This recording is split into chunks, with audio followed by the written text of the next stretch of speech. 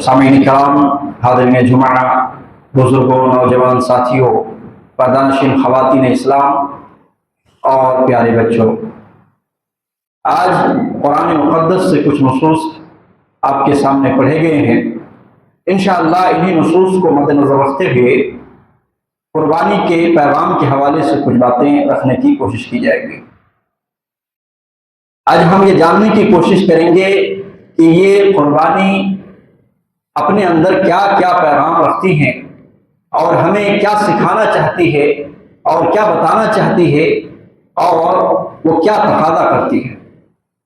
یوں تو ہر انسان کی زندگی میں اللہ رب العالمین کی طرف سے آزمائشیں اور امتحانات آتے ہیں۔ ہر شخص کی زندگی میں الگ الگ امتحانات ہیں۔ اللہ تبارک و تعالیٰ کسی کو دے کر کے امتحان کرتا ہے، اس کی آزمائش کرتا ہے، اور کسی کو محروم کر کے اللہ تبارک و تعالیٰ آزمائش و امتحان کرتا ہے، کسی کو نہ دے کر کے۔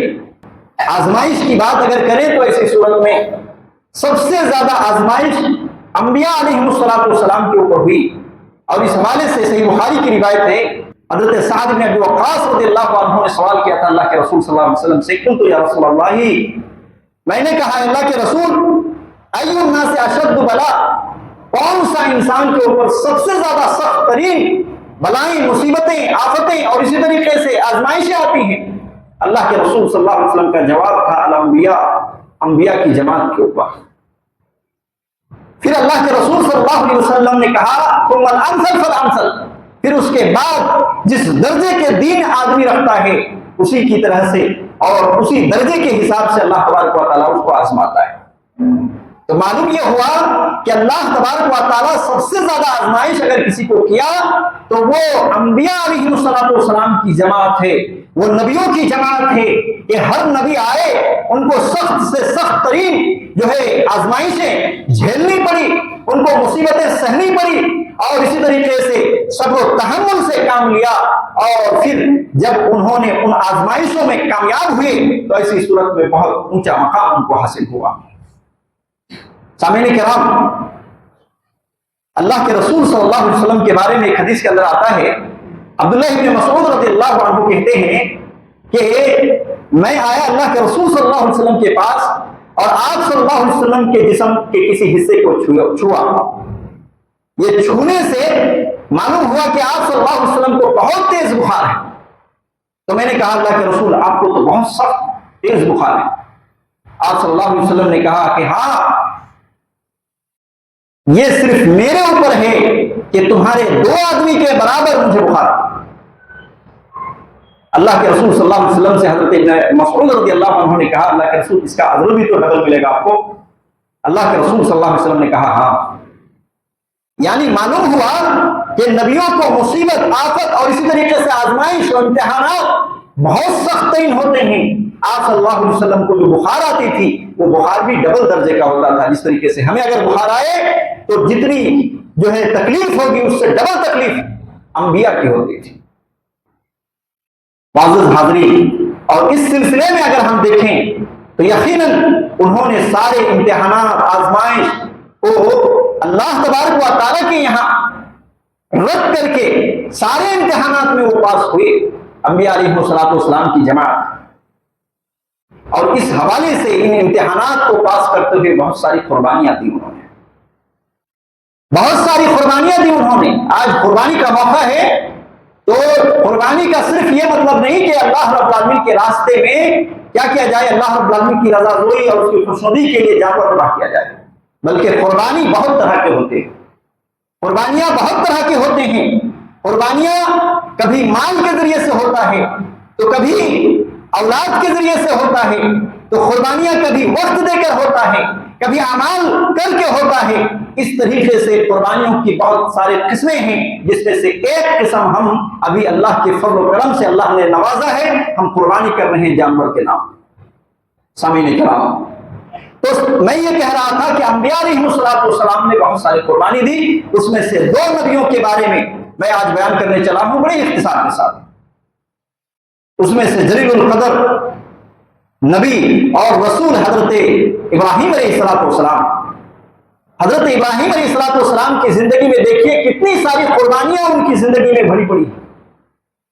اللہ تبارک و تعالیٰ نے ان کو امتحانات کو آزمائش ان کو لیا، ہر قدم میں لیا، اور اللہ رب العالمین نے اس قدر واحد حضرت ابراہیم علیہ السلام کو بنایا تھا، اور اس میں اس قدر پختہ تھے. اللہ رب العالمین سے کس درجے کی محبت تھی ان کی کہ ہر امتحانات میں وہ کامیاب ہوتے تھے نظر آئے. حضرت ابراہیم علیہ السلام ایک ایسی جگہ پہ پیدائش ان کی ہوتی ہے کہ جہاں سارے کے سارے لوگ بت پرست لوگ تھے. ان کے ابا بھی تھے کیا؟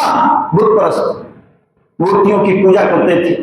خود اپنے ہاتھوں سے دیول، آپ لوگ دیول بولتے ہیں، تو دیول بناتے تھے، مورتیاں بناتے تھے، اور پھر اسی سے جو ہے حاجت روائی اور مشکل کشائی کا عقیدہ رکھتے تھے. چنانچہ حضرت ابراہیم علیہ السلام کو اللہ رب العالمین نے عقل سلیم بچپن ہی سے عطا کیا تھا. ہوا کیا کہ اپنے باپ کو سمجھاتے ہوئے حضرت ابراہیم علیہ السلام کو یہ قربانی دینی پڑی کہ حضرت ابراہیم علیہ السلام کبھی اپنے باپ کو سمجھاتے ہوئے جھگڑنا پڑا ان کو، کبھی اپنے گھر سے ان کو بے گھر ہونا پڑا. یہ حضرت ابراہیم علیہ السلام کی قربانی تھی کہ قوم سے اللہ رب العالمین کی وحدانیت کے اوپر توحید کے لیے قوم سے جھگڑنا اور بحث و مباحثہ کرنا پڑا. اور حضرت ابراہیم علیہ السلام کی قربانی میں داخل ہے میرے بھائیوں کہ قوم کے لوگوں نے ان کو سلگتے ہوئے آگ اور دہکتے ہوئے انگارے کے اوپر پھینک دیا.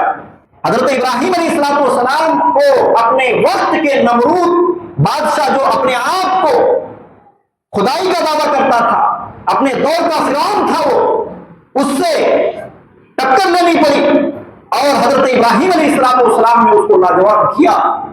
حضرت ابراہیم علیہ السلام کو اللہ رب العالمین کے لیے، اللہ رب العالمین کے دین کے لیے، اللہ کی اس توحید کے لیے اپنے وطن کو چھوڑنا پڑا اور ہجرت کرنی پڑی.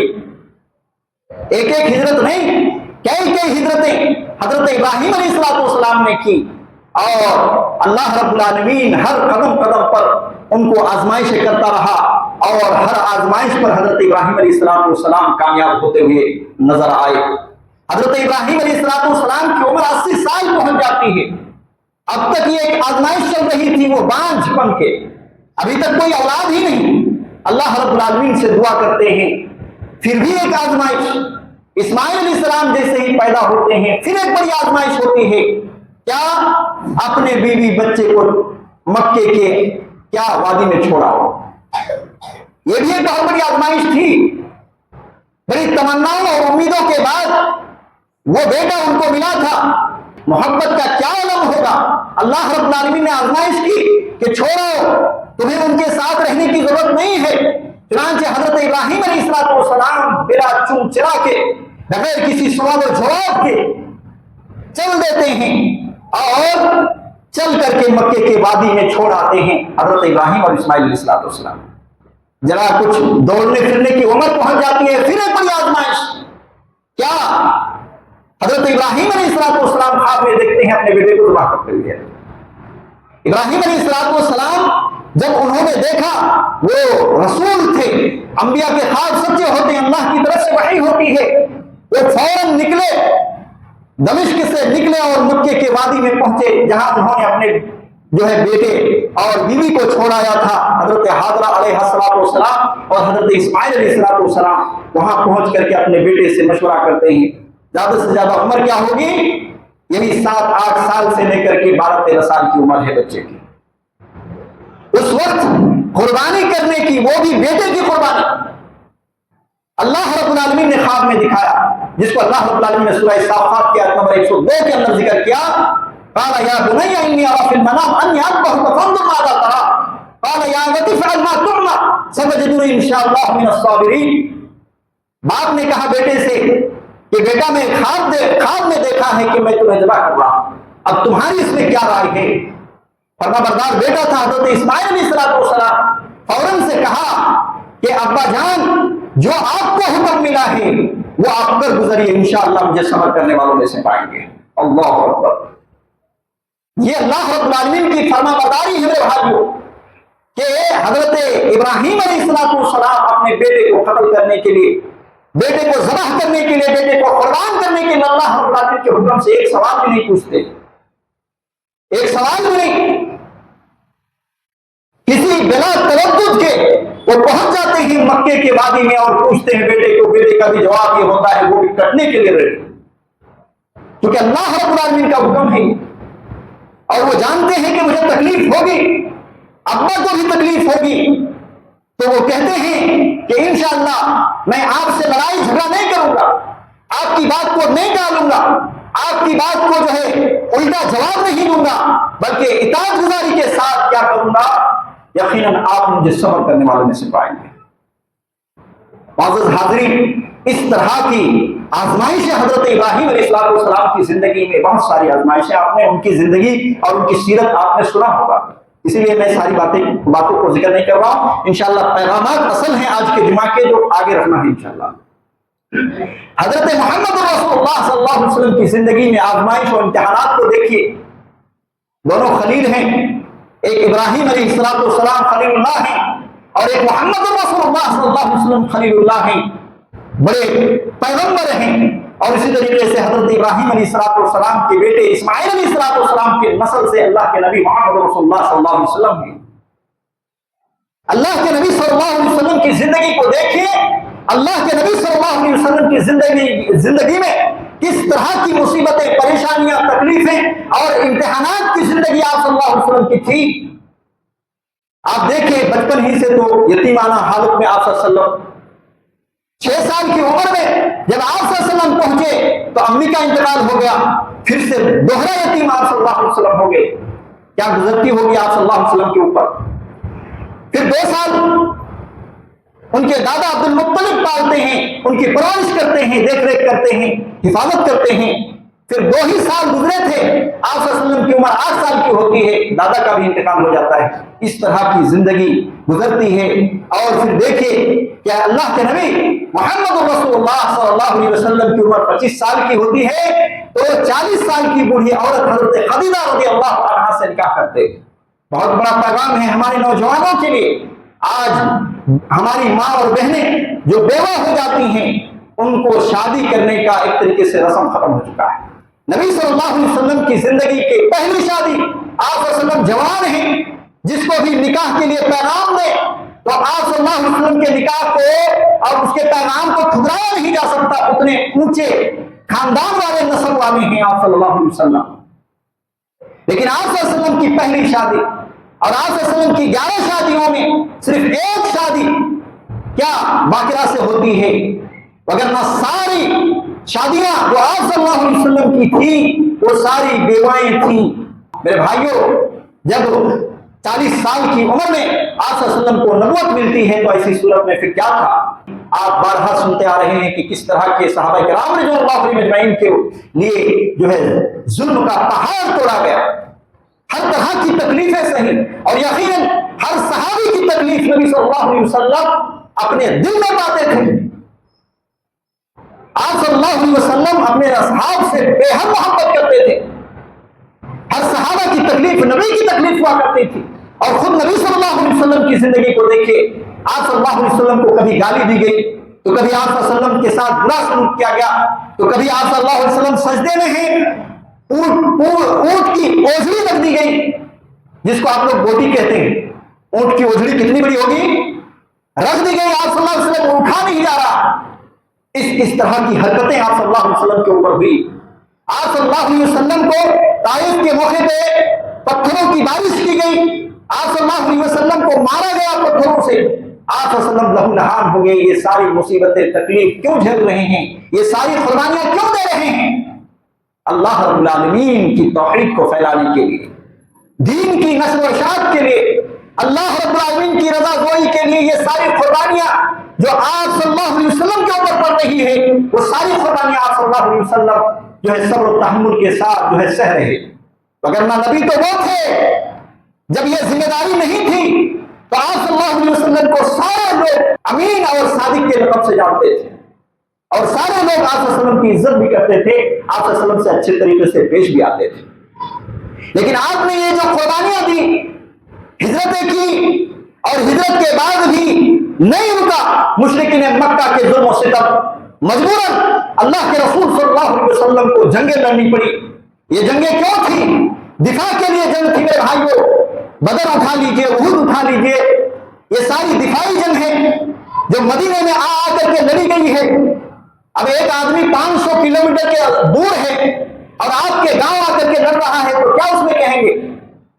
کیا کہیں گے؟ تاریخ کا مطالعہ کیجیے, معلوم ہوگا کہ اسلام تلواروں کے ذریعے سے نہیں پھیلا, ظلم و زبر کے ذریعے سے نہیں پھیلا. اسلام تو امن و شانتی سے پھیلا ہے, اسلام تو اخلاق سے پھیلا ہے. وہ تلوار تھی, اخلاق کی تلوار تھی رسول اللہ صلی اللہ علیہ وسلم کی. تو میرے بھائیوں, تو کہنے کا مطلب یہ ہے کہ جتنی بھی قربانیاں اللہ کے رسول صلی اللہ علیہ وسلم کی ہو, یا صحابہ کرام رضوان اللہ علیہم اجمعین کی ہو, یا اس سے پہلے حضرت ابراہیم علیہ السلام کی ہو, یہ ساری قربانیاں تھیں جو انہوں نے ہر قدم پر آزمائش کے اوپر جو ہے وہ کامیاب ہوتے ہوئے نظر آئے. آج ہماری زندگی میں چھوٹی موٹی کوئی بات ہو جاتی ہے, مسجد تک چھوڑ دیتے. یہ ہماری آزمائش ہے. کسی بھائی سے, مسجد کے کسی مصلی سے اگر کوئی بات ہو جاتی ہے, کوئی بحث و مباحثے ہو جاتے ہیں, کسی بات پر جو ہے تکرار ہو جاتی ہے, مسجد تک چھوڑ دیتے ہیں. اور بعض دفعہ تو یہ بھی دیکھا جاتا ہے کہ لوگ نماز تک چھوڑ دیتے ہیں. یہ ہماری آزمائش کا حل ہے, جبکہ ہمارے زندگی میں اس طرح کی آزمائش نہیں ہے جس طریقے سے صحابہ کرام رضوان اللہ علیہم اجمعین کی زندگی میں آزمائشیں تھی میرے بھائیوں. یقیناً ان تمام باتوں سے معلوم یہ ہوا کہ قربانیاں بہت طرح کی ہیں, اور قربانیوں میں آدمی اگر کامیاب ہوتا ہے تو ایسی صورت میں اللہ رب العالمین اس کے درجات کو بلند کر دیتا ہے. اب آئیں اس بات کی طرف کہ ہم جانیں کہ یہ جو قربانی ہم دے رہے ہیں عید الاضحیٰ کے موقع پر, یہ قربانی کیا پیغام رکھتا ہے, اپنے اندر کیا پیغام رکھتا ہے, اور ہمیں کیا دینا چاہتا ہے اور کیا سکھانا چاہتا ہے. سامعین کرام, اس میں سب سے پہلی چیز جو قربانی کے عمل سے ہمیں یہ پیغام ملتی ہے وہ یہ ہے کہ مکمل طور سے اللہ رب العالمین کی اطاعت. جو باتیں اللہ رب العالمین نے کہہ دی, جن باتوں کو یا جس عمل کو اللہ کے رسول صلی اللہ علیہ وسلم نے رہنمائی کر دی, ان تمام چیزوں کے اوپر عمل پیرا ہونے کی ہے تو عمل پیرا ہونا, اور اگر رکنے کی ہے تو رک جانا بغیر چون چرا کے, بغیر سوال و جواب کے. یہ قربانی کے پیغام میں سب سے پہلا پیغام ہے. سامعین کرام, آپ نے سنا, بڑے ہی سرسری طور پر میں نے ذکر کرنے کی کوشش کی, کیا کہ حضرت ابراہیم علیہ السلام کو حکم ہوا بیٹے کو ذبح کرو. اسماعیل علیہ السلام نے سنا کہ ابا کو یہ حکم ملا ہے کہ بیٹے کو ذبح کرنا ہے اور مجھے ذبح ہونا ہے. انہوں نے سوال و جواب نہیں کیا, بلا چون چرا کے انہوں نے مان لیا, تسلیم کر لیا. اسی بات کو تو اللہ رب العالمین نے قرآن مجید کے اندر حکم دیا, کیا ادخلوا فی السلم کافہ, پورے کے پورے اسلام میں داخل ہو جاؤ. جو باتیں اچھی لگے یا نہ لگے, اسلام کی تعلیمات پر عمل پیرا ہو جاؤ. یہ آج کا دور سوال و جواب کا بڑا چلتا ہے. ہر بات پہ ان کو ریزن چاہیے, ہر بات پہ ان کو سینس چاہیے, ہر بات میں ان کو جو ہے کوئی وجہ اور اسباب چاہیے. سامعین کرام, دین اسلام ایسا دین ہے کہ بہت ساری ایسی باتیں ہیں جو ہمیں سمجھ میں نہیں آئے گی, اور بہت ساری ایسی باتیں ہیں جو ہمیں سمجھ میں آئے گی. ہمیں سمجھ میں آئے نہ آئے, اگر صحیح احادیث کی روشنی میں, قرآن مجید کے نصوص کی روشنی میں اگر ہمیں ملتی ہے تو اس کے اوپر عمل کرنا, یہ قربانی کا عمل ہمیں یہ پیغام دے رہا ہے. سامعین کرام, صحابہ کرام رضوان اللہ علیہم اجمعین کی زندگی کو دیکھیے. صحابہ کرام رضوان اللہ علیہم اجمعین تو جب رسول اللہ صلی اللہ علیہ وسلم کسی بات کا حکم دیتے تو ایسی صورت میں ان کا بھی یہی حال تھا. اور صحابہ کرام رضوان اللہ علیہم اجمعین ہمارے لیے رہنما ہیں. نبی صلی اللہ علیہ وسلم بھی رہنما, اور نبی کے اصحاب بھی ہمارے لیے رہنما. دیکھیے, اس حوالے سے دسیوں مثالیں پیش کی جاتی ہے, کی جا سکتی ہے, لیکن انہی میں سے کچھ مثالیں آپ سماعت فرمائیں. بڑی مشہور معروف حدیث سے بخاری کے اندر موجود ہے کہ اللہ کے رسول صلی اللہ علیہ وسلم نماز پڑھا رہے ہیں, صحابہ کرام رضوان اللہ علیہم اجمعین نماز پڑھ رہے ہیں. اللہ کے رسول صلی اللہ علیہ وسلم کو نماز کے دوران صحابہ کرام رضوان اللہ علیہم اجمعین نے دیکھا کہ آپ نے اپنی جوتیوں کو نکال دیا ہے, اتار دیا ہے. چنانچہ صحابہ کرام رضوان اللہ علیہم اجمعین نے یہ دیکھنے کے فوراً بعد نماز ہی کی حالت میں انہوں نے بھی اپنے جوتے کو نکال دیا.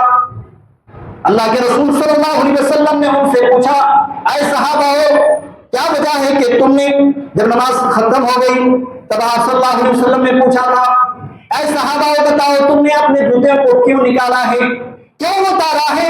सहाबा किराम ने का जवाब था कि अल्लाह के रसूल हमने आपको देखा, हमने उसके ऊपर अमल किया, आपको देखा कि नमाज के दौरान आपने जूतियों को उतार दिया है, इसीलिए हमने भी अपने चप्पल और जूतों को उतार दिया है। अल्लाह के नबी सल्लल्लाहु अलैहि वसल्लम को वजाहत देनी पड़ी कि मैंने जूतों को इस वजह से नहीं निकाला है कि जो है ये हराम हो गया या ये के नाजायज हो गई, लेकिन मैंने जूतों को इसलिए निकाला है कि फरिश्ता आया था जिब्राइल अलैहिस्सलाम और मुझे ये इत्तला दिया कि ऐ नबी आपके जूतियों में गंदगी लगी हुई है।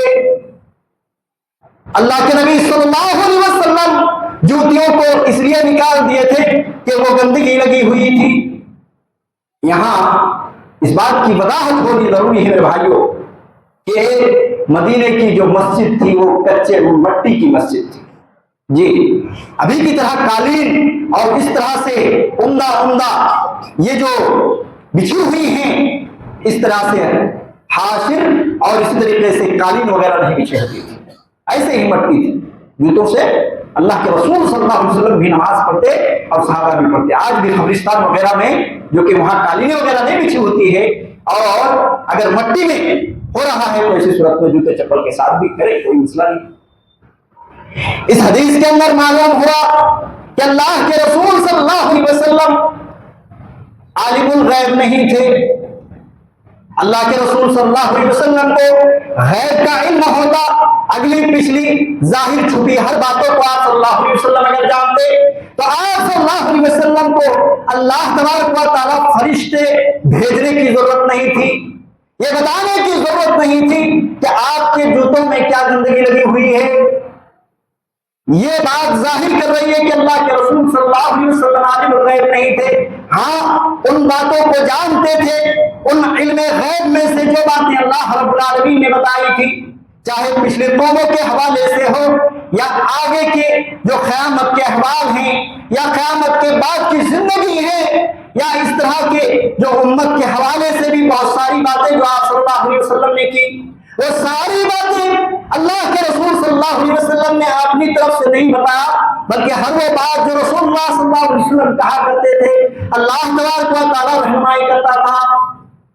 इस हदीस में दूसरी बात जो समझ में आई वो ये कि सहाबा किराम रिज़वानुल्लाह अलैहिम अजमईन वो रसूलुल्लाह सल्लल्लाहु अलैहि वसल्लम के अमल को देख करके भी बगैर सवाल किए हुए उस अमल पर लग जाते थे। ये जज्बा इताअत था सहाबा किराम रिज़वानुल्लाह अलैहिम का। सहाबा किराम रिज़वानुल्लाह अलैहिम इताअत के मामले में इतने हसास होते थे कि वो फौरी तौर पर अमल पैदा हो जाते थे। ये एक मिसाल हुई। दूसरी मिसाल, अल्लाह के रसूल सल्लल्लाहु अलैहि वसल्लम के ऊपर कुरान मजीद की आयत नाज़िल होती है क्या कि आप अपने चेहरे को मस्जिद हराम की तरफ फेर लीजिए। मदीना आने के बाद बैतुल मक़दिस की तरफ अल्लाह के रसूल सल्लल्लाहु अलैहि वसल्लम और सहाबा किराम रिज़वानुल्लाह अलैहिम रुक करके और अपना चेहरा करके नमाज पढ़ा करते थे। आप सल्लल्लाहु अलैहि वसल्लम की भी ख्वाहिश थी कि हमारा किबला बदल करके क्या बना दिया जाए, हमारा किबला बैतुल्लाह बना दिया जाए। अल्लाह के रसूल सल्लल्लाहु अलैहि वसल्लम की ख्वाहिश के ऊपर अल्लाह तबारक व तआला ने जो है उनकी बात सुन ली और अल्लाह तबारक व तआला ने उसी तरीके से नबी करीम सल्लल्लाहु अलैहि वसल्लम को हुक्म दे दिया और कहा कि तुम अपने चेहरे को मस्जिद हराम की तरफ फेर लो। चुनांचे नबी सल्लल्लाहु अलैहि वसल्लम नमाज़ी की हालत में थे और नमाज़ी की हालत में मस्जिद हराम की तरफ अपने चेहरे को फेर लेते हैं। सहाबा किराम के पास कोई सवाल नहीं था, फौरन से अमल करते हैं और वो भी घूम करके क्या करते हैं, मस्जिद हराम को अपना किबला बना लेते हैं। ये जज्बा इताअत सहाबा किराम रज़ियल्लाहु अन्हुम की थी। इसी तरह शराब जब हराम हुआ तो सहाबा किराम ने ये नहीं कहा हमारे तरह क्या रफ़त लगी हुई है, बहुत मुश्किल है छोड़ना और हम ये छोड़ नहीं सकते और कोशिश करेंगे, आगे देखेंगे, करेंगे इंशाअल्लाह। इस तरह की बातें नहीं थी। शराब हराम हुई, सहाबा किराम रिज़वानुल्लाह अलैहिम के कानों में वो आवाज पहुंची इन्नमल खम्रु वल मैसिरु वल अंसाबु वल अज़लामु रिज्सुम मिन अमलि शैतान फज्तनिबूहु लअल्लकुम तुफ्लिहून। ये आयत करीमा उनके कानों में जैसे ही पहुंची, फौरन से उन्होंने शराब को मदीने की गलियों में बहा दिया, मटके तोड़ दिए, फौरी तौर पर उन्होंने अमल किया। बचपन से वो लोग शराब पिया करते थे और एक लंबी मुद्दत तक जो है शराब के साथ वो जिया करते थे और मेहमान आने पर वो शराब जो है पेश किया करते थे मेहमान की खिदमत नवाजी के लिए। लेकिन इसके बावजूद उनकी जुबान में एक सवाल भी नहीं था, ना ये कहने वाला कोई था कि मोहम्मद जैसा चाह रहा है वैसे ही हुक्म दे रहा है।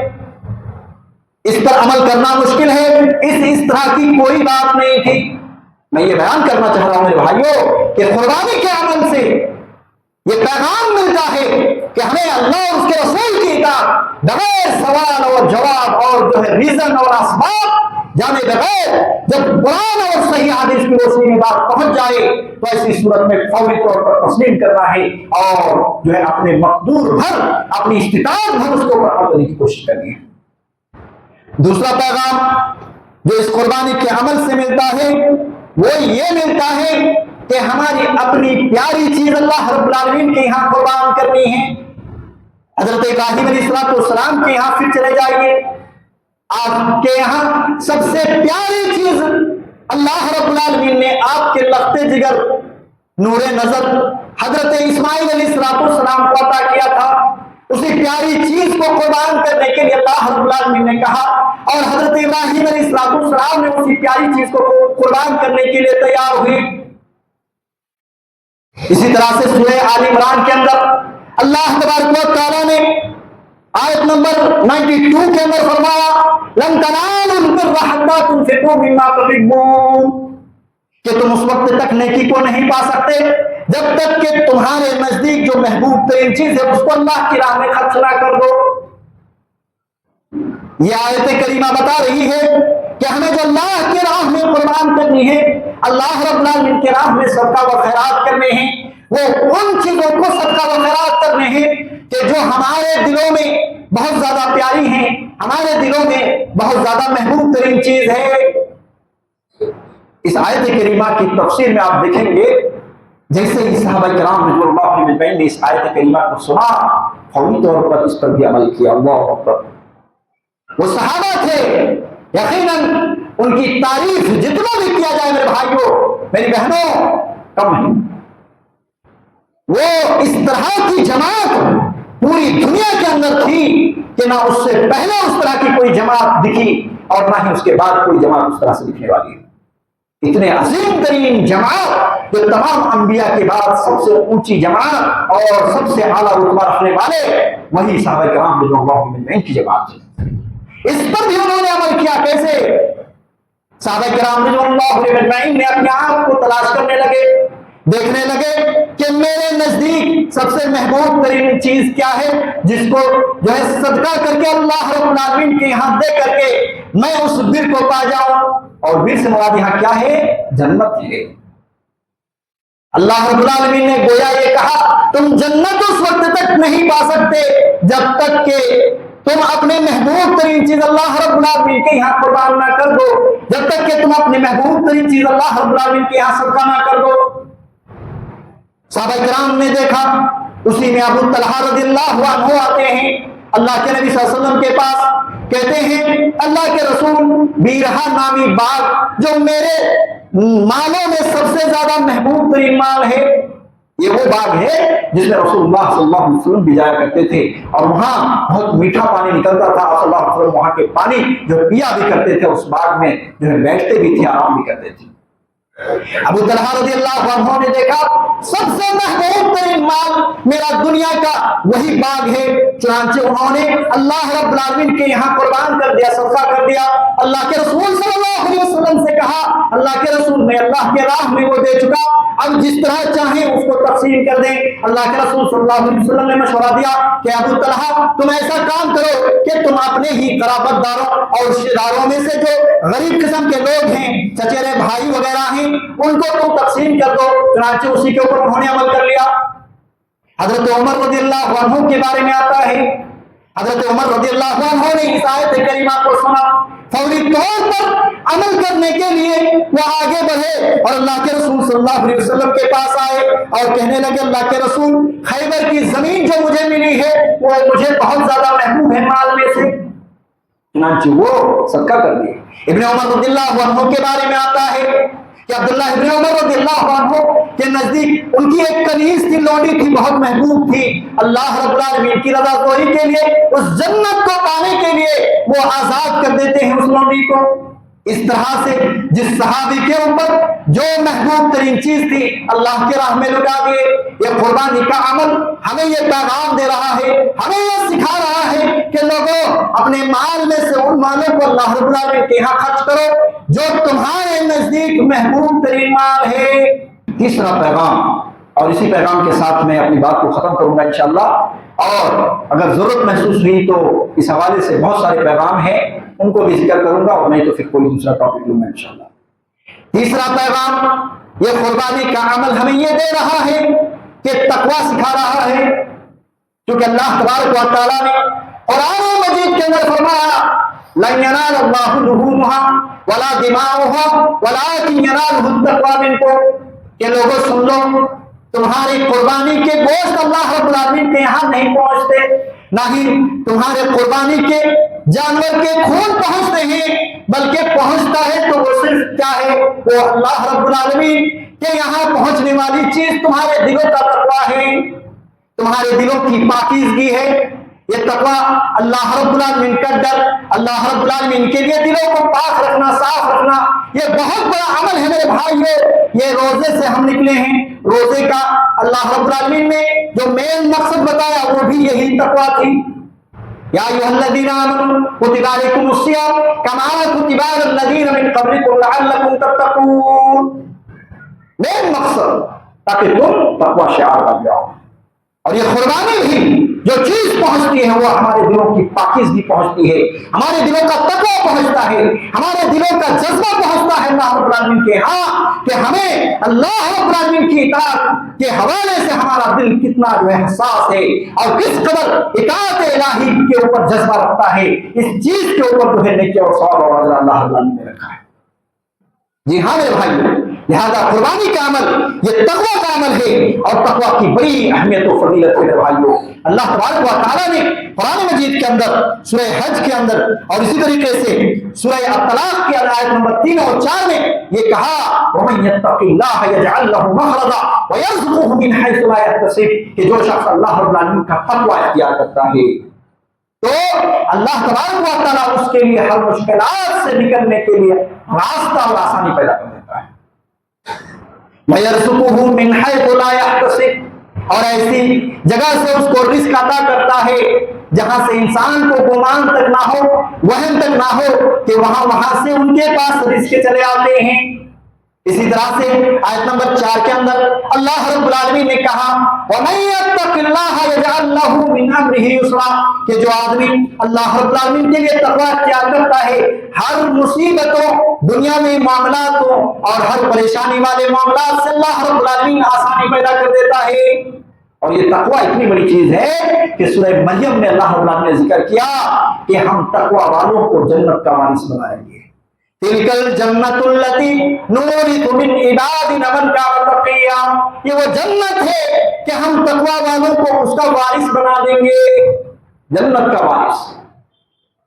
ہم چھوٹی موٹی زمین کے لیے، چھوٹے موٹے گھر کے لیے لڑ رہے ہیں، جھگڑ رہے ہیں، ایک دوسرے سے دشمنیاں ہو رہی ہیں، اور اس طرح سے نہ جانے کتنے سارے اختلاف ہو رہے ہیں میرے بھائیو۔ اللہ رب العالمین جنت کا وارث بنانے والا ہے، اور جنت کتنی بڑی ہے۔ آخری جنت کے بارے میں جو سب سے اخیر میں جنت میں داخل ہوگا اس کے بارے میں رسول اللہ صلی اللہ علیہ وسلم کی حدیث موجود ہے کہ 10 دنیا کے برابر اس کو جنت میں جگہ ملے گی۔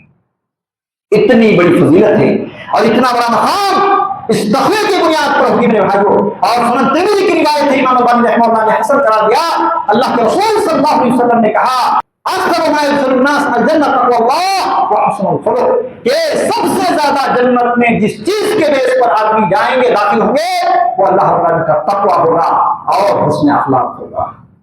انہی باتوں کے ساتھ میں اپنی بات کو ختم کر رہا ہوں. اللہ تبارک و تعالیٰ سے دعا ہے کہ اللہ تبارک و تعالیٰ ہم سبوں کو صحیح سمجھ کے ساتھ نیک اعمال کی توفیق عطا فرمائے. ہمارے قربانیوں کو اللہ رب العالمین شرف قبولیت سے نوازے اور ہم سب کو اللہ تبارک و تعالیٰ اللہ اور اس کے رسول کی اطاعت کے لیے ہمیشہ جو ہے کوشاں رہنے کی اللہ رب العالمین توفیق عطا فرمائے. جذبہ ایمان، جذبہ اعمال اور جذبہ اطاعت اللہ رب العالمین ہمارے دلوں میں پیدا کرے اور اسی طریقے سے دنیا و آخرت میں ہم سب کو اللہ تبارک و تعالیٰ جو ہے عزت کی زندگی، سعادت مندی کی زندگی نصیب فرمائے.